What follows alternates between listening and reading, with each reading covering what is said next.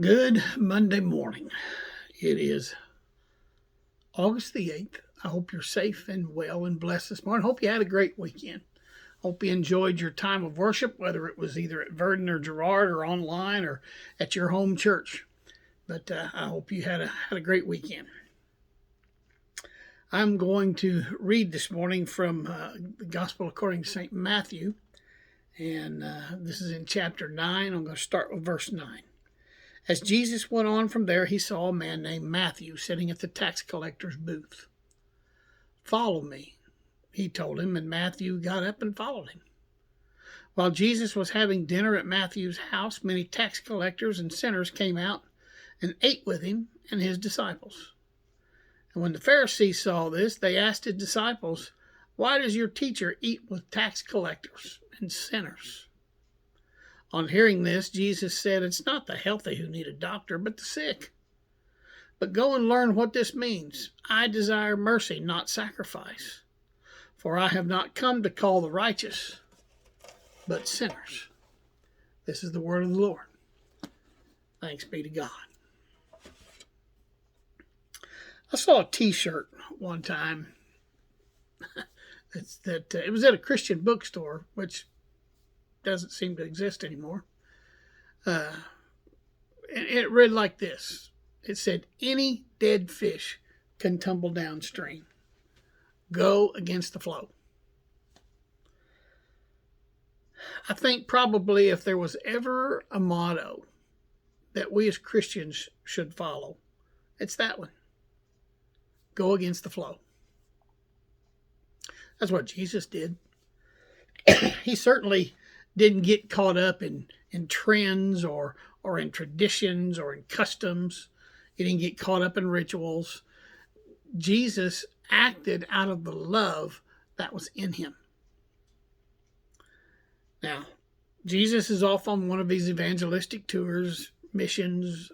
He finds Matthew. He's sitting in his tax collection booth. In one look, Jesus saw everything about Matthew. He saw his heart. He saw his mind, his thoughts, his hurt, his pain, his loneliness, his lack of purpose and meaning in life. Jesus saw life being wasted.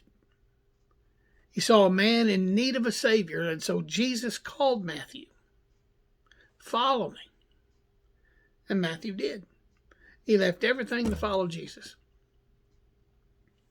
Now, immediately after his conversion, Matthew throws a party.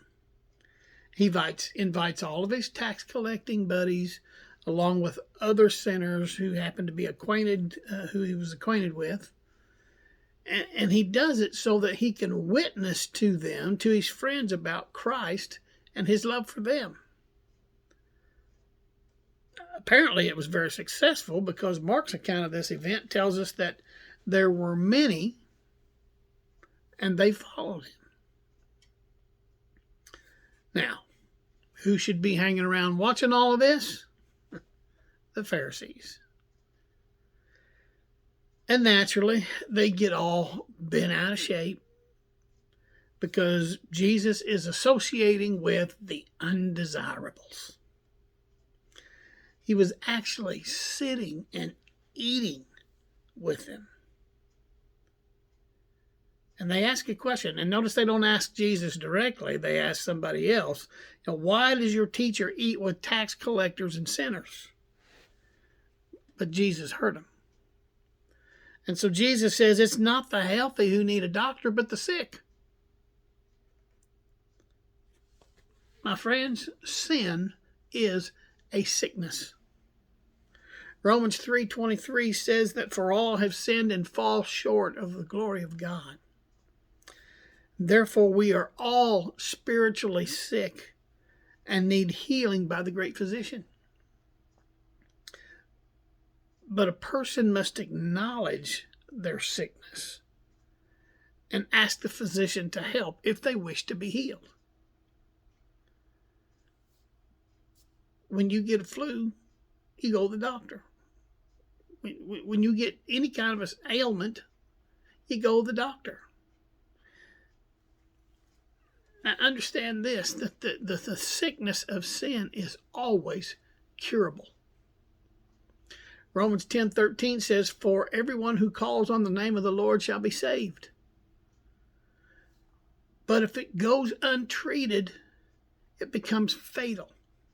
For the wages of sin is death. So let me ask you a question this morning. How are the sinners going to know that they are sick, that they are in need of a cure, if we keep the gospel of Jesus Christ within the four walls of the church? If we keep the good news of the gospel to ourselves, how will they know? There's a lot of sin-sick people out there, my friends. They are in need of healing, and they may never get it because the church is too busy going with the flow, concerned only with itself and surviving, and not worrying about anybody else, keeping the good news confined to its four walls. Any church that focuses inwardly instead of outwardly is destined to become a dead fish. Any dead fish can tumble downstream. Go against the flow. I'm Pastor Mark. Love you guys. Be safe, be well, be blessed, be strong. Go do something for Jesus. Go be a witness. Go against the flow. I'll see you tomorrow.